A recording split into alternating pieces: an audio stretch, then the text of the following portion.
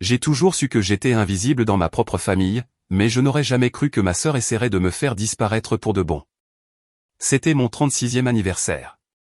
Les bougies vacillaient, tout le monde chantait, et juste au moment où je me penchais pour faire un vœu, Lindsay a saisi le gâteau à deux mains et me l'a écrasé sur le visage avec une force qui a projeté ma tête en arrière. J'ai entendu le craquement avant de le sentir, mon crâne heurtant le bord de la table derrière moi. Puis, une chaleur se répandant dans mes cheveux, du sang se mélangeant au glaçage à la vanille, la pièce tournoyant dans une vision floue. J'ai vu le visage de ma sœur au-dessus de moi, et pendant une seconde, avant qu'elle ne réorganise son expression en une fausse inquiétude, j'ai vu quelque chose qui a glacé mon estomac. Elle souriait. C'était juste une blague, a dit ma mère. Arrête d'être aussi dramatique. Mais le lendemain matin, lorsque le médecin des urgences a étudié ma radiographie, son visage a pâli. Il ne m'a pas dit un mot, il a juste décroché le téléphone et appelé la police.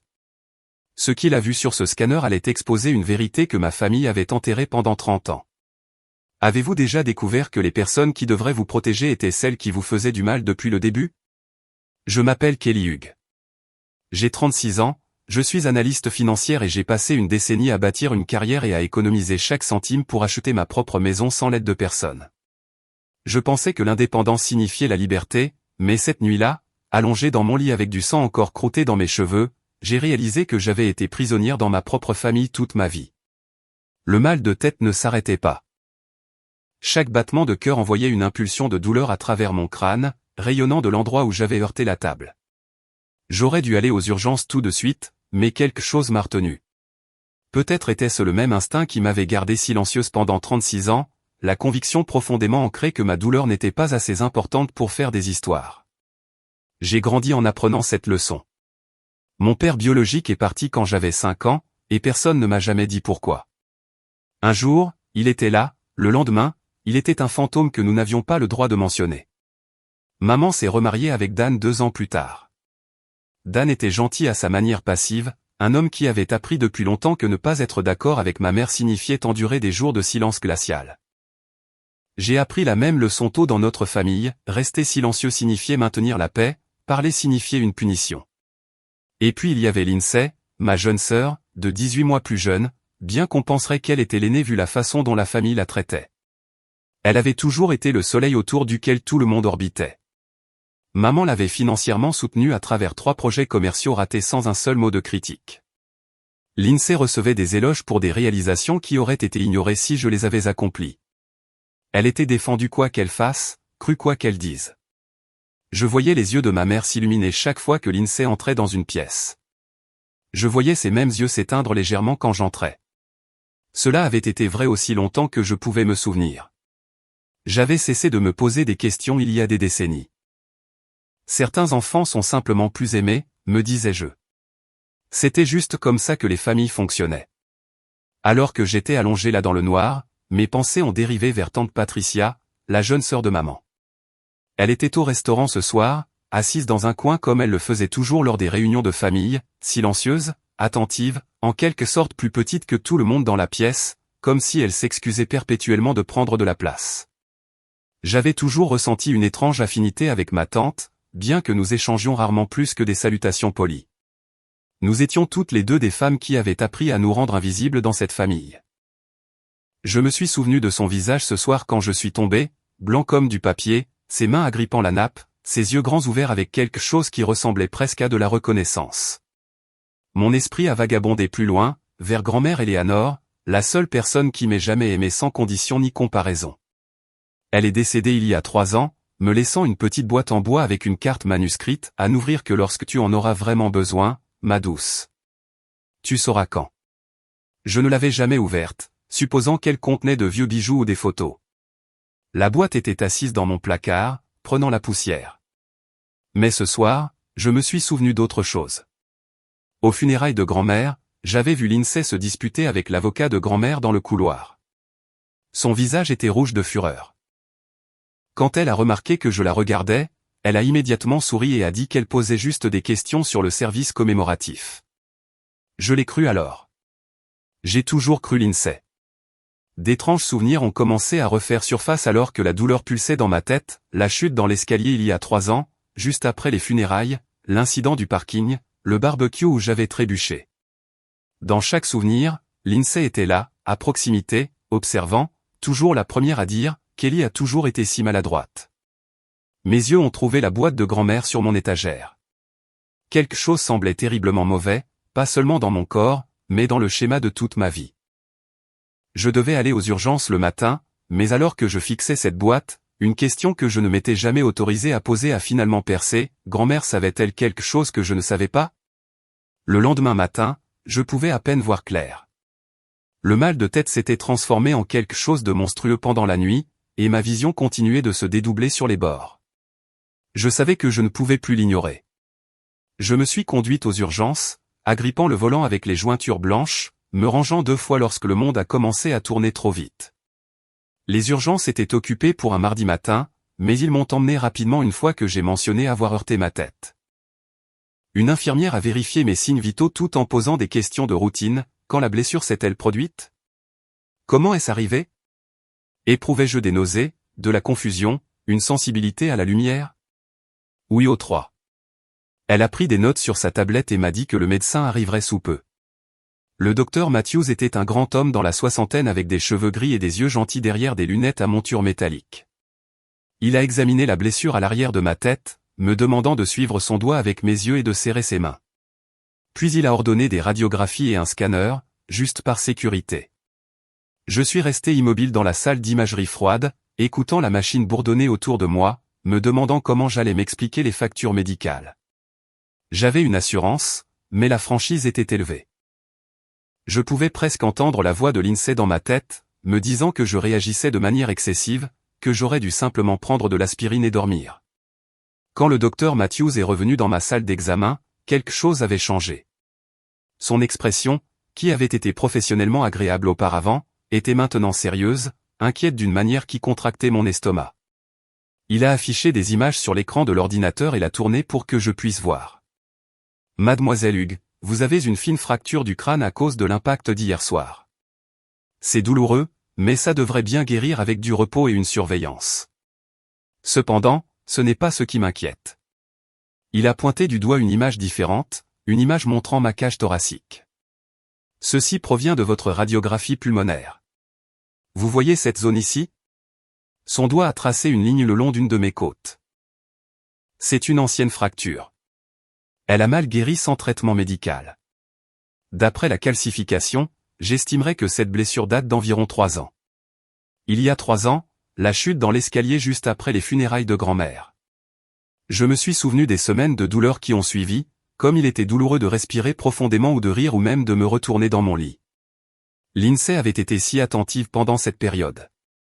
Elle m'avait apporté des poches de glace et des coussins chauffants, avait insisté pour me faire de la soupe, m'avait dit que j'avais juste besoin de repos.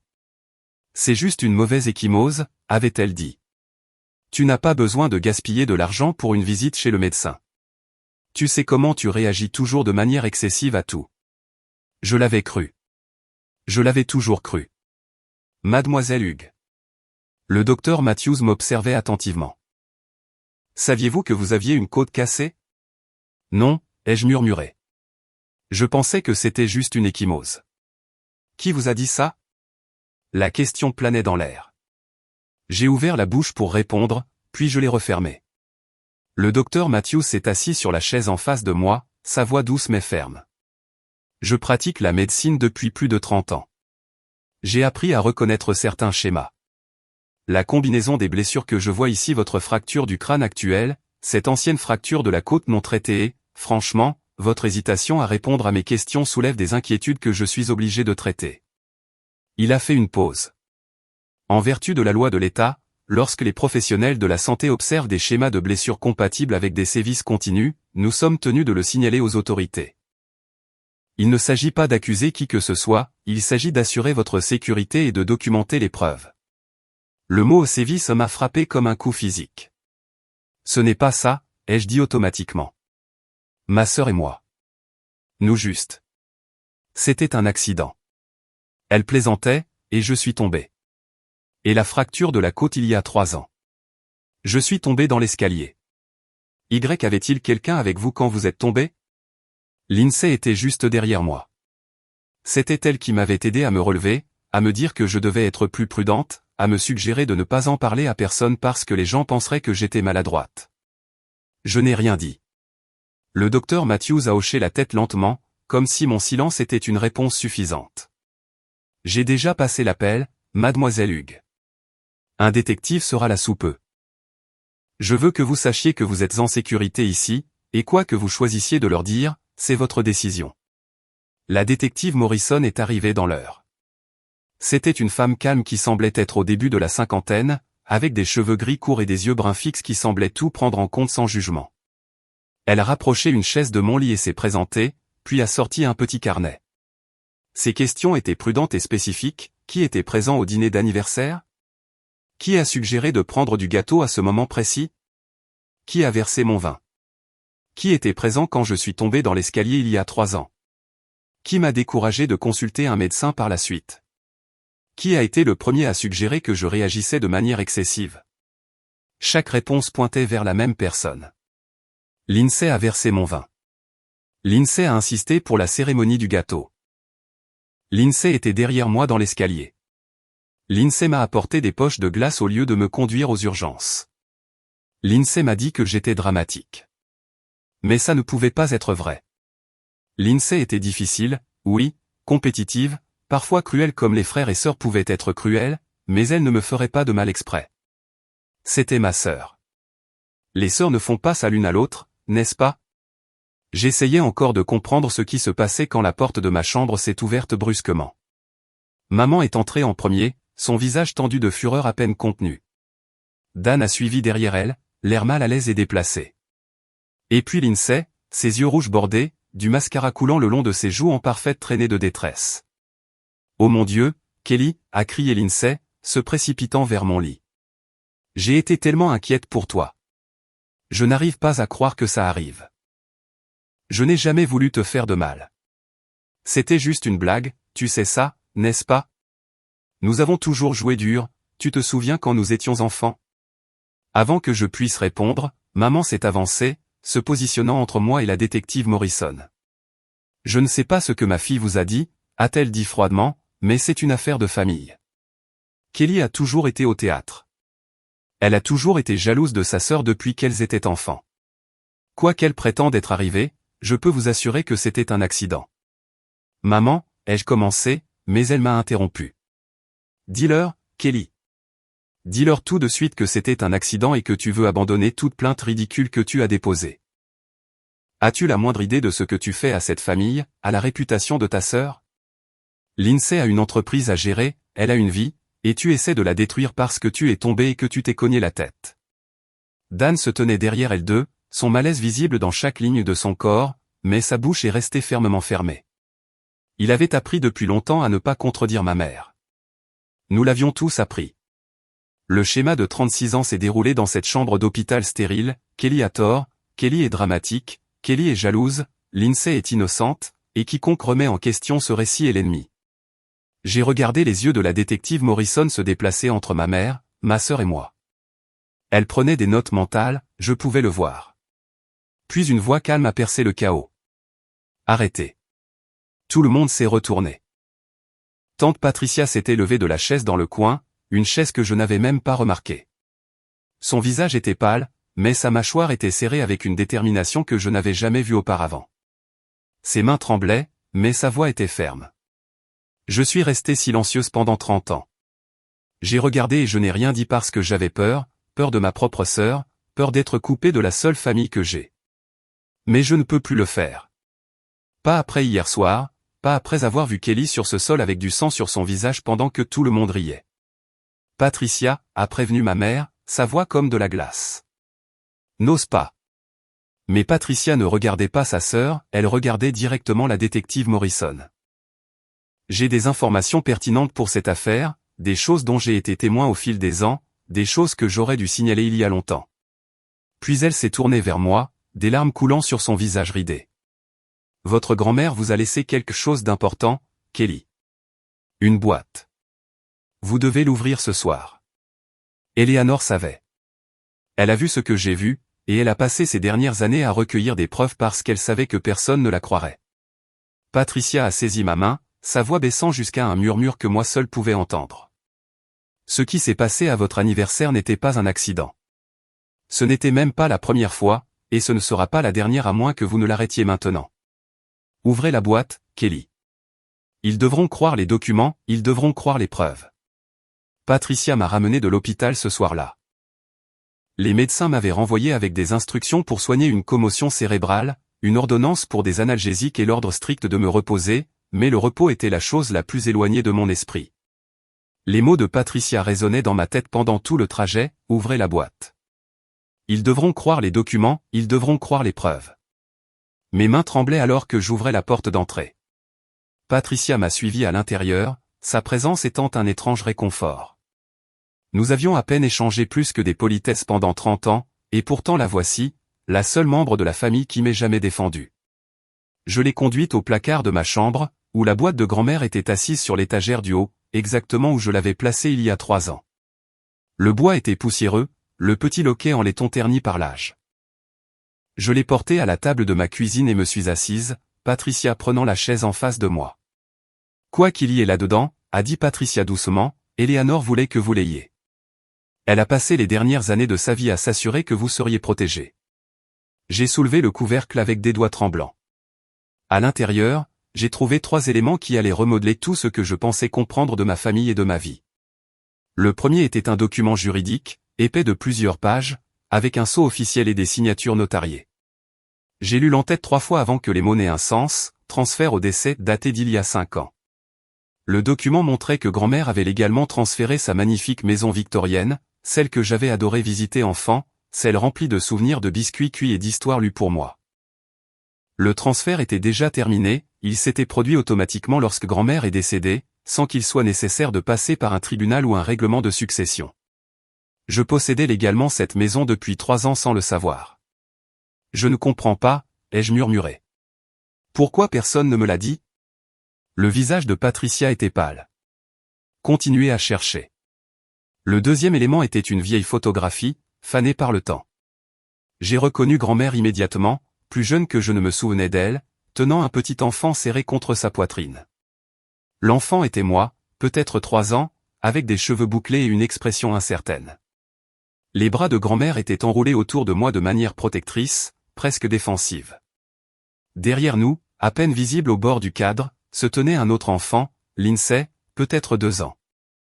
J'ai rapproché la photographie de mes yeux, étudiant le visage de ma sœur. L'expression qui s'y trouvait m'a glacé le sang. Ce n'était pas de la jalousie fraternelle, ce n'était pas une moue de tout petit. C'était quelque chose de plus sombre, quelque chose qui n'avait pas sa place sur le visage d'un enfant, une haine pure et concentrée.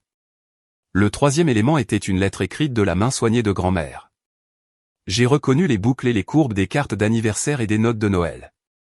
Ma gorge s'est serrée alors que je commençais à lire. Ma douce Kelly, si tu lis ceci, tu as enfin eu besoin de savoir. J'ai vu ma fille, ta mère, te faire faux bond pendant 30 ans. J'ai vu ta sœur te blesser pendant que tout le monde détournait le regard. J'ai essayé de dire la vérité à ta mère à plusieurs reprises, elle a refusé d'écouter. Elle m'a traité de sénile, de dramatique, de cruel. Alors j'ai arrêté de parler et j'ai commencé à documenter. Je ne peux pas changer ta mère. Je ne peux pas réparer ta sœur, mais je peux te donner quelque chose que personne ne peut enlever, cette maison est la vérité. La maison est déjà légalement à toi, elle t'a été transférée automatiquement quand je suis décédé. Mais sois très prudente, Kelly. Lindsay est au courant. Elle l'a découvert quand j'étais mourante, et elle était furieuse. J'ai vu quelque chose dans ses yeux ce jour-là qui m'a effrayé. Surveille tes arrières, ma chérie, et sache que je t'ai toujours vu. Je t'ai toujours aimé, même quand personne d'autre ne le faisait. J'ai posé la lettre, ma vision se brouillant de larmes.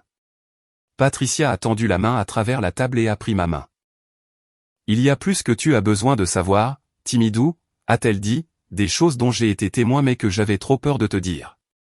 Patricia a expliqué ce qui s'était passé il y a 3 ans, lorsque grand-mère était en soins palliatifs. Lindsay avait découvert le transfert au décès en parcourant les papiers de grand-mère, soi-disant pour l'aider à organiser ses affaires. Elle était furieuse quand elle a réalisé qu'elle n'hériterait pas de la maison qu'elle avait toujours supposé lui revenir. Lindsay a confronté grand-mère, exigeant qu'elle change le document. Patricia était dans la pièce voisine et a tout entendu. Eleanor a refusé, a dit Patricia, sa voix à peine plus qu'un murmure. Elle a dit à Lindsay qu'elle avait pris sa décision il y a des années et que rien ne la changerait. Elle a dit qu'elle savait exactement quel genre de personne était Lindsay, même si personne d'autre ne voulait l'admettre. Lindsay est sortie en trombe. Je ne l'avais jamais vue aussi en colère. Et après les funérailles de grand-mère, Patricia a entendu Lindsay au téléphone. Elle parlait à quelqu'un, probablement un avocat, demandant des moyens de contester un transfert au décès. Elle a dit quelque chose que je n'oublierai jamais, a continué Patricia. Elle a dit, il doit y avoir un moyen de prouver que la vieille femme n'était pas compétente, ou que Kelly l'a manipulée. Et si tout le reste échoue? Des accidents arrivent. Les gens deviennent handicapés. Quelqu'un doit gérer leurs affaires. La chute dans l'escalier 10 jours après les funérailles, les semaines de douleurs thoraciques dont Lindsay m'a convaincu que ce n'était qu'une ecchymose. Je voulais te prévenir, a dit Patricia, des larmes coulant sur son visage, mais ta mère m'a contrôlé et rabaissé toute notre vie. J'ai été conditionnée depuis l'enfance à rester silencieuse, à ne pas faire de vagues, à survivre en devenant invisible. Je suis tellement désolée, Kelly. J'aurais dû être plus courageuse. J'aurais dû te protéger.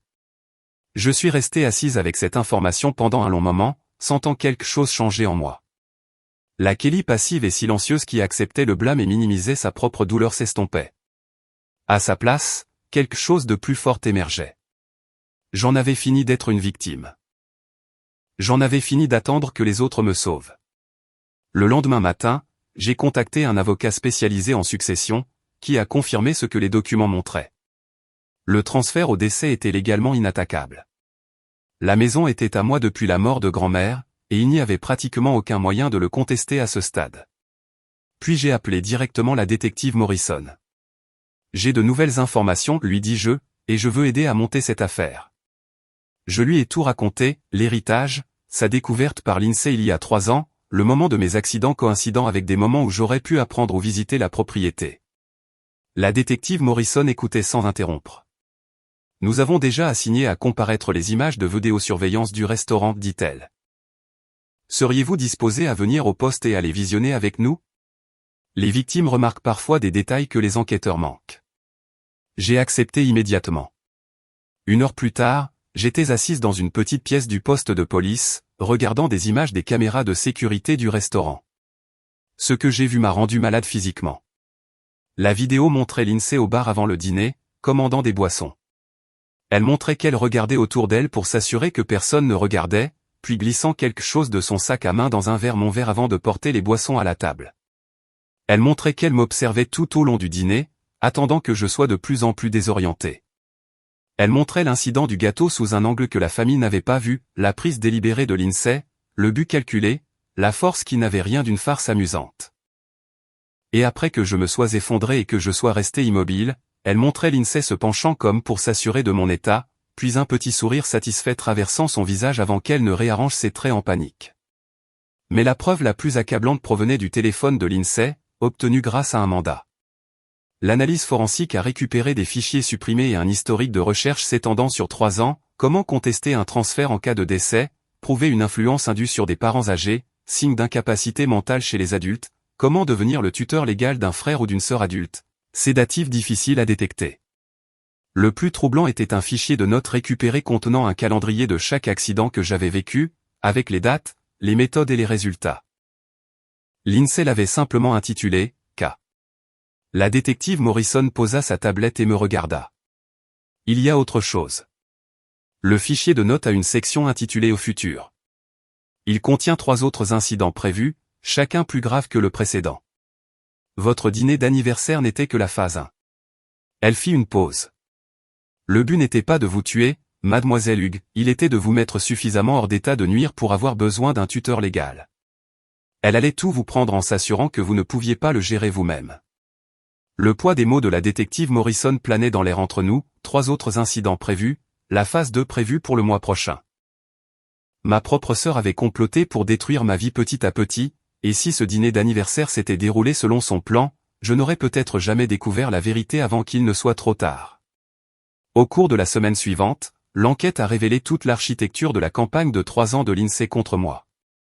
La détective Morrison m'a fait parcourir le calendrier qu'ils avaient établi à partir des preuves. L'accident de l'escalier il y a 3 ans s'est produit exactement 10 jours après les funérailles de grand-maman, la même semaine où j'ai reçu la notification du transfert de propriété de l'avocat successoral. J'avais été trop bouleversé par le chagrin et le travail pour traiter pleinement ce que ce document signifiait. Je l'avais mis de côté, prévoyant de m'en occuper plus tard. Lindsay, cependant, a immédiatement compris ce qu'elle avait perdu, et elle a agi rapidement. L'incident du parking 1 an plus tard s'est produit la même semaine où j'ai mentionné à maman, avec désinvolture, que je voulais visiter l'ancienne maison de grand-maman pour trier quelques souvenirs. Chaque accident était stratégique, conçu pour construire un récit. Kelly est maladroite, Kelly ne prend pas soin d'elle, on ne peut pas faire confiance à Kelly pour gérer des biens. Le sédatif dans ma boisson lors du dîner d'anniversaire était un médicament sur ordonnance.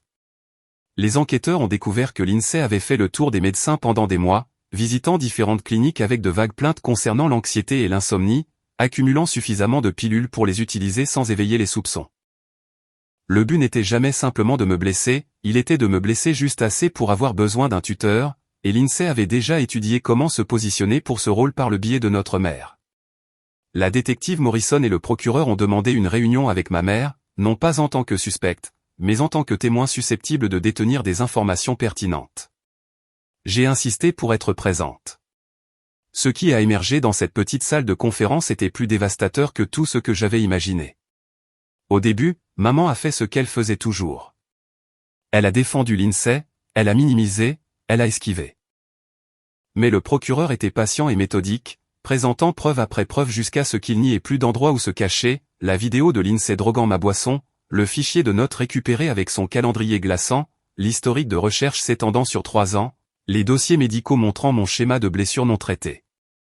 Et puis quelque chose s'est brisé chez ma mère. Je savais que quelque chose n'allait pas avec Lindsay depuis qu'elle était toute petite, sa voix était creuse, vidée de toute sa certitude habituelle. Il y a eu des incidents. Le chat d'un voisin qui a disparu, un camarade de classe qui a eu un accident sur le terrain de jeu, un cousin qui a cessé de venir aux réunions de famille après avoir été seul avec Lindsay pendant 5 minutes. Elle regardait ses mains en parlant. À chaque fois, j'ai trouvé des excuses. Je me suis dit que tous les enfants traversaient des phases. J'ai payé les factures de vétérinaire en silence. J'ai convaincu d'autres mères de ne pas faire de signalement. J'ai déménagé Lindsay dans différentes écoles lorsque les questions devenaient trop inconfortables.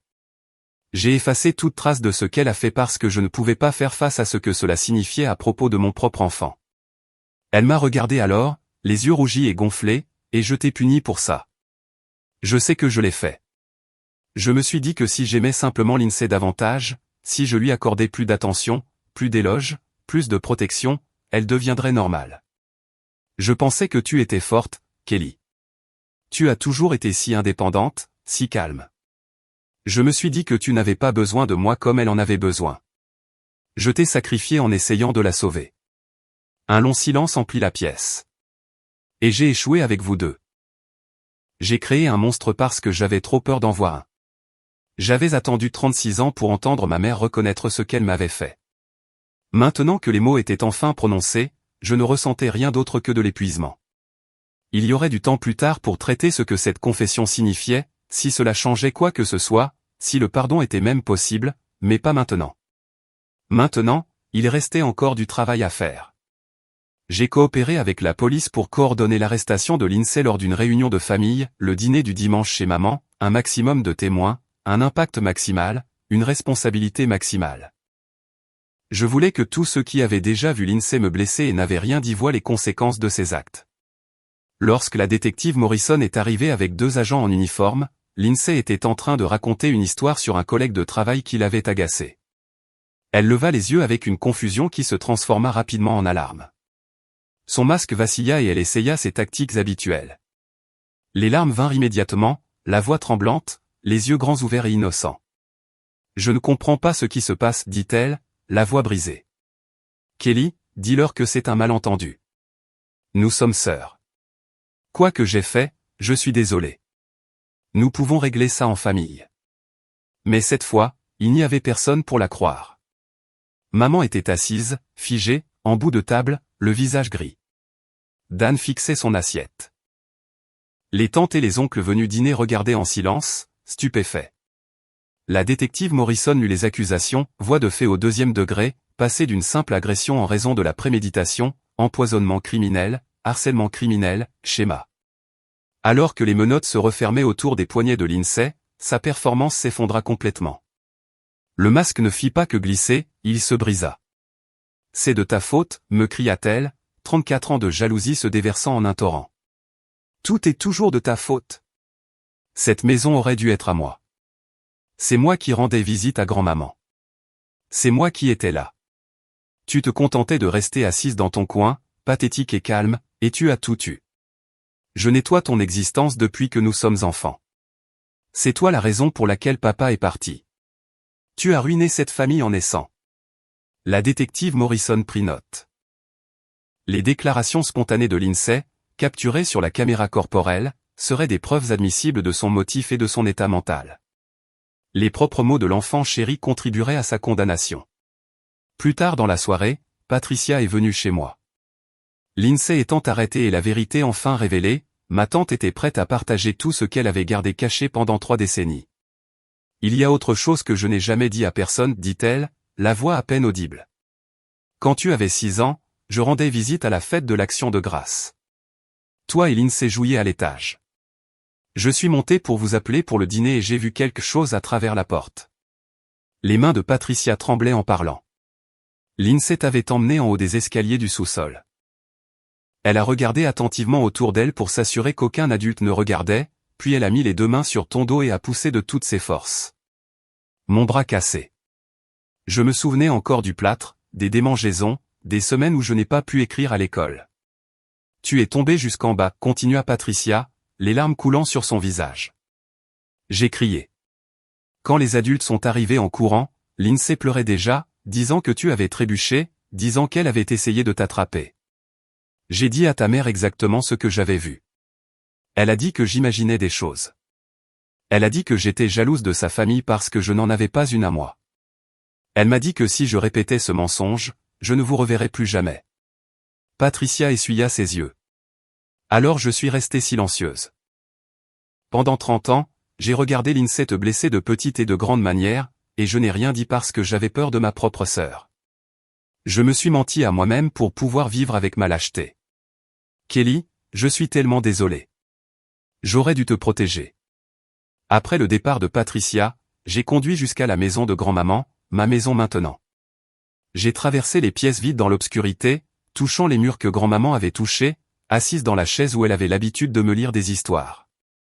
En nettoyant son vieux bureau, j'ai trouvé un compartiment caché derrière un tiroir.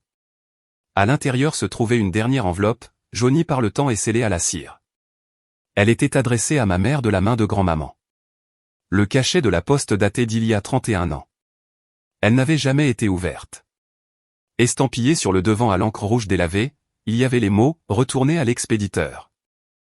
Refusé. J'ai tenu l'enveloppe à la lumière. À travers le papier fin, je pouvais lire la première ligne de la lettre à l'intérieur. Je dois te dire ce qui s'est réellement passé le jour où Michael est parti, et pourquoi il fuyait en réalité Lindsay, pas Kelly. Mes mains tremblaient alors que je brisais soigneusement l'ancien seau de cire et dépliais les pages jaunies. À l'intérieur, l'écriture de grand-maman remplissait 3 pages. J'ai lu ces mots lentement, chaque phrase atterrissant comme une pierre dans l'eau calme. Ma chère fille, je t'écris ceci parce que tu ne me laisses pas parler. Chaque fois que j'essaie de te dire ce qui s'est réellement passé, tu raccroches ou tu t'en vas. Alors je le mets par écrit. Je sais que tu as passé des années à blâmer Kelly d'avoir chassé Michael. Je t'ai entendu dire que tout allait bien jusqu'à ce que Kelly arrive, que c'était un bébé difficile qui a poussé ton mari à partir. Je t'ai regardé punir cet enfant innocent pour un crime qu'elle n'a pas commis. Voici la vérité, Michael est parti à cause de Lindsay. Quand Kelly avait 6 mois, Michael est rentré tôt et est monté à l'étage pour voir les enfants. Il a trouvé Lindsay, à peine 2 ans, debout dans le berceau de Kelly. Elle avait un oreiller pressé contre le visage de Kelly. Le bébé était en train de devenir bleu. Michael a écarté Lindsay juste à temps. Il te l'a dit ce soir-là. Il t'a supplié de faire évaluer Lindsay. Tu as dit qu'il était ridicule, que les tout-petits ne comprennent pas ce qu'ils font. Pendant les 4 années suivantes, Michael a observé et s'est inquiété. Il t'a supplié d'obtenir de l'aide. Tu as refusé. Quand Kelly avait 5 ans, Michael n'en pouvait finalement plus. Il m'a dit, je ne peux pas sauver Kelly si sa propre mère ne voit pas le danger. Il a été un lâche d'être parti, mais Lindsay était la raison pour laquelle il s'est enfui, pas Kelly, jamais Kelly. Tu as puni la mauvaise fille pendant 31 ans. J'ai lu la lettre 3 fois, puis j'ai conduit jusqu'à la maison de ma mère et je l'ai placée sur la table de la cuisine sans dire un mot. Maman l'a ramassée. J'ai regardé son visage passer par le déni, la reconnaissance et, finalement, une acceptation dévastatrice. Quand elle eut fini, elle avait l'air d'avoir vieilli de 10 ans en quelques minutes. Je me souviens de cette lettre, murmura-t-elle. Je me souviens l'avoir refusée. Je me suis dit que maman essayait de détruire ma famille par dépit. Elle leva les yeux vers moi avec des yeux creux. Je t'ai blâmé tous les jours. Je t'ai blâmé pour le départ de ton père. Je t'ai rendu invisible parce que te regarder me rappelait le moment où il est parti, et tout le temps elle n'a pas pu finir. Je ne l'ai pas aidé. Tu avais 31 ans pour ouvrir cette lettre, dis-je. Tu as choisi le mensonge parce que le mensonge était plus facile, et j'en ai payé le prix chaque jour de ma vie. Maman a demandé ce qu'elle pouvait faire pour réparer. Ma réponse a été ferme. Tu ne peux pas réparer. 31 ans de dommages ne s'effacent pas avec une seule excuse. Mais si tu veux vraiment changer, commence par une thérapie. Une vraie thérapie. Seule. Pendant au moins 1 an. Travaille à comprendre comment tu m'as utilisé comme bouc émissaire, comment tu as permis à un prédateur parce que tu ne pouvais pas faire face à la vérité. Elle hocha la tête, les larmes coulant. Ne me contacte pas tant que ton thérapeute n'aura pas dit que tu as fait de réels progrès, et même dans ce cas, je ne serai peut-être pas prête. C'est moi qui décide du calendrier maintenant. Je me suis levé pour partir. Je choisis de ne pas porter ta culpabilité pour toi. 2 mois après son arrestation, l'affaire de Lindsay s'est conclue.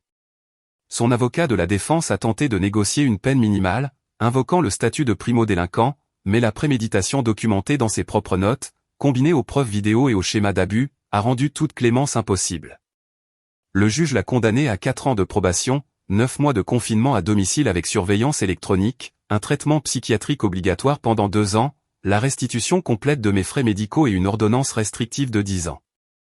Elle ne pouvait pas me contacter, s'approcher à moins de 1000 pieds de moi ou s'approcher de la maison de grand-maman.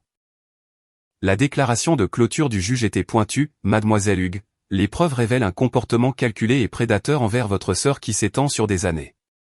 La seule raison pour laquelle vous n'êtes pas incarcéré est l'absence de blessures physiques permanentes. L'évaluation psychiatrique n'est pas facultative. Conformez-vous pleinement ou purgez le reste de la peine en prison. Les retombées sociales ont été tout aussi dévastatrices. L'employeur de Lindsay l'a licenciée lorsque l'arrestation a été rendue publique. Ses amis ont disparu lorsque les détails du fichier CAD ont fuité.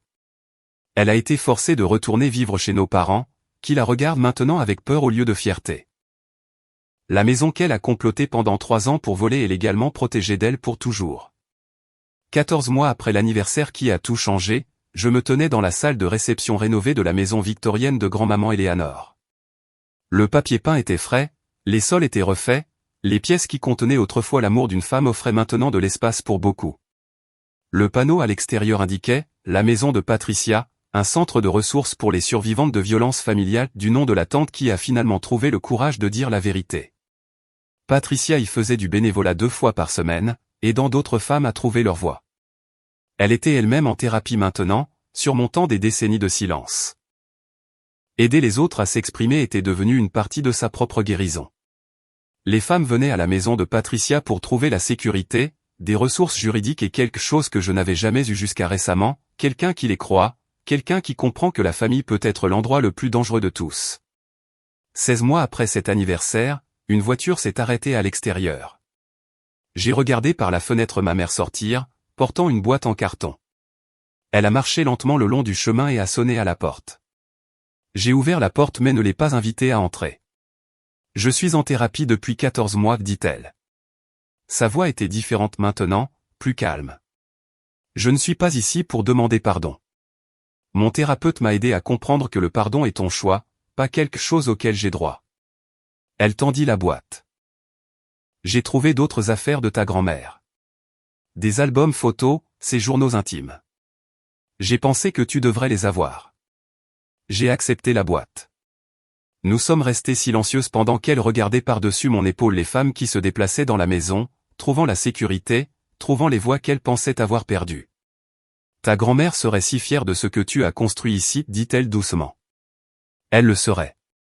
Nous ne nous sommes pas embrassés, nous n'avons pas pleuré ensemble, mais elle a dit, je vais continuer à aller en thérapie aussi longtemps qu'il le faudra, même si tu ne veux plus jamais avoir de relation avec moi, et j'ai dit, bien. C'est la bonne raison de le faire. Pendant 36 ans, j'ai cru que j'étais le problème, la maladroite, la dramatique, la fille qui a fait partir papa et qui a fait que maman aime plus ma sœur.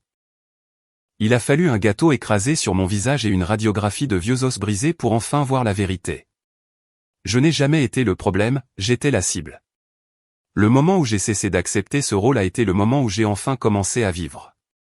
Certaines personnes pensent que la vengeance consiste à faire souffrir ses ennemis, mais la meilleure vengeance est de construire quelque chose qu'ils ne pourront jamais détruire, quelque chose qui transforme votre douleur en pouvoir. C'est le véritable héritage de grand-maman, et maintenant c'est aussi le mien. Merci d'être resté avec l'histoire de Kelly jusqu'à la fin. C'est plus qu'un simple récit de vengeance ou de drame familial, c'est un rappel que les personnes qui sont censées nous aimer inconditionnellement peuvent parfois être celles qui nous blessent le plus profondément. S'il y a une leçon à tirer du parcours de Kelly, c'est celle-ci, votre douleur est valable et votre voix compte. Trop d'entre nous ont été élevés pour se taire, pour ne pas faire de vagues, pour protéger la réputation de la famille au détriment de notre propre bien-être. On nous a appris qu'être une bonne fille ou une bonne sœur signifie accepter les mauvais traitements avec un sourire. C'est un mensonge.